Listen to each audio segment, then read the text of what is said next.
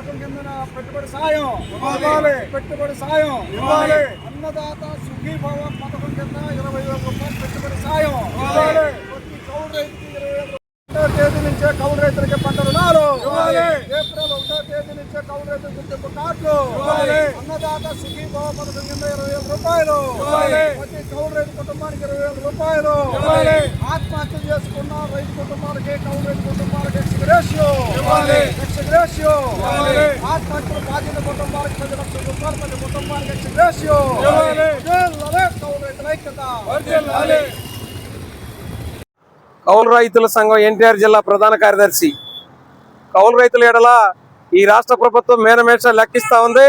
ఎక్కడ ఏ ఒక్క రైతును కూడా ఆదుకున్నటువంటి దాఖలాలు లేవు. గత సంవత్సరం ప్రాంతీయ సదస్సులు ఏర్పాటు చేసి నూతన కౌలు చట్టాన్ని తీసుకొస్తామని చెప్పేసి సదస్సులు ఏర్పాటు చేశారు.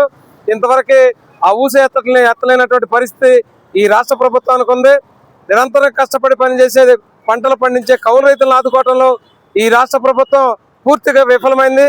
ఇకనైనా ఈ రాష్ట్ర ప్రభుత్వం కౌలు రైతుల ఎడల సానుకూలంగా నిర్లక్ష్యాన్ని వీడనాడి ఈ కౌలు రైతులను ఆదుకోవాల్సిన అవసరం ఎంతైనా ఉందని ఈ రాష్ట్ర ప్రభుత్వాన్ని డిమాండ్ చేస్తా ఉన్నాం. సంఘం ఆధ్వర్యంలో ఈరోజు రాష్ట్ర వ్యాప్తంగా అన్ని జిల్లా కలెక్టరేట్ల వద్ద ఆందోళన నిర్వహించి తక్షణమే కౌలు రైతుల సమస్యలు పరిష్కరించాలని కలెక్టర్ గారికి వినతి పత్రాలు సమర్పిస్తా ఉన్నాం. అందులో భాగంగా మన ఎన్టీఆర్ జిల్లా కలెక్టర్ గారి దగ్గరికి మరి ఆఫీస్ దగ్గర ఆందోళన చేసి వినతి పత్రాన్ని ఇవ్వబోతా ఉన్నాం. ఈ సందర్భంగా రాష్ట్ర ప్రభుత్వాన్ని డిమాండ్ చేసేది ఏంటంటే, మరి ఎన్నికల సందర్భంగా మేము అధికారంలోకి వచ్చిన వెంటనే కౌలు రైతులకు నూతన చట్టాన్ని తీసుకొస్తాం, సులభతరంగా కౌలు గుర్తింపు కార్డులు ఇస్తాం, పంట రుణాలు ఇస్తాం, అన్నదాత సుఖీభావ పథకాన్ని అమలు చేస్తామని చెప్పారు. వీటిల్లో ఏ ఒక్కటి కూడా అమలు చేయలేదు. మరి ఇప్పుడు 2 సంవత్సరాలు దగ్గరకు వస్తా ఉన్నది, 22 నెలలు పూర్తి అవుతున్నది. మరి ఎన్నికల సందర్భంగా చేసిన వాగ్దానం మేరకు కౌలు చట్టం తీసుకురాలా.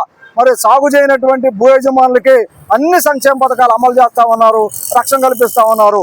6 కాలం శ్రమించి పంటలు పండిస్తున్న కౌలు రైతులకు మాత్రం ఏది అమలు జరగడం లేదు. పెట్టుబడి సాయం కింద ఇచ్చే అన్నదాత సుఖీభవ పథకం వాస్తవంగా కౌలు రైతులకు ఇవ్వాలి, వాళ్ళకు ఒక్క పైసా ఇవ్వలేదు. అంతేకాకుండా ప్రతి సంవత్సరం పంట రుణాల కింద 2 లక్షల కోట్ల రూపాయలు ఇస్తున్నారు, కౌలు రైతులకు మాత్రం ఒక్క పైసా ఇవ్వటం లేదు. ఇది చాలా అన్యాయం. అంతేకాదు ఈరోజు కౌలు రైతులకు సంబంధించినటువంటి మరి పంటలు అమ్ముకునే వెసులుబాటు కానీ, ప్రకృతి విపత్తులు సంభవించి పంటలు నష్టపోతే వాళ్ళకి ఇచ్చే ఇన్పుట్ సబ్సిడీ కానీ, పంటల బీమా పరిహారం కానీ ఏది కూడా అందనటువంటి పరిస్థితి ఈరోజు కనపడతా ఉంది. మరి రాష్ట్ర ప్రభుత్వం మే 15వ తేదీ నుంచే నీరిస్తాం, పంటలు పండించుకోమని చెబుతా ఉన్నారు. అంతేకాకుండా 2 రోజుల క్రితం నుంచి మరి రైతన్న మీకోసమని యాత్రలు పెడతా ఉన్నారు. ఎవరిని ఉద్దేశించి పెడతారు? ఈరోజు రాష్ట్రంలో పంటలు పండిస్తున్నది గణనీయ సంఖ్యలో ఉన్నది కౌలు రైతులే.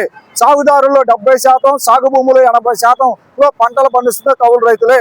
అందుకని నిజంగా ఈ రాష్ట్ర ప్రభుత్వానికి ఏమైనా చిత్తశుద్ధి ఉంటే తక్షణమే నూతన కౌలు రైతుల చట్టం తీసుకురావాలి.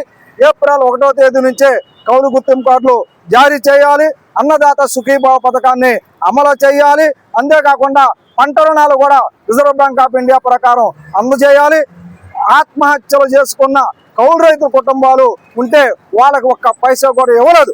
రాష్ట్ర ప్రభుత్వం కనీసం కనికరం మానవీయత కూడా లేనటువంటి పరిస్థితులు వ్యవహరిస్తుంది. కాబట్టి ఆత్మహత్యలు చేసుకున్నటువంటి కౌలు రైతు కుటుంబాలకి తక్షణమే 10 లక్షల రూపాయల చొప్పున ప్రతి కుటుంబానికి అందజేసి ఆదుకోవాలని చెప్పేసి రాష్ట్ర ప్రభుత్వాన్ని డిమాండ్ చేస్తా ఉన్నాం. నా పేరు పి జమలయ్య, ఆంధ్రప్రదేశ్ కౌలు రైతుల సంఘం రాష్ట్ర ప్రధాన కార్యదర్శి.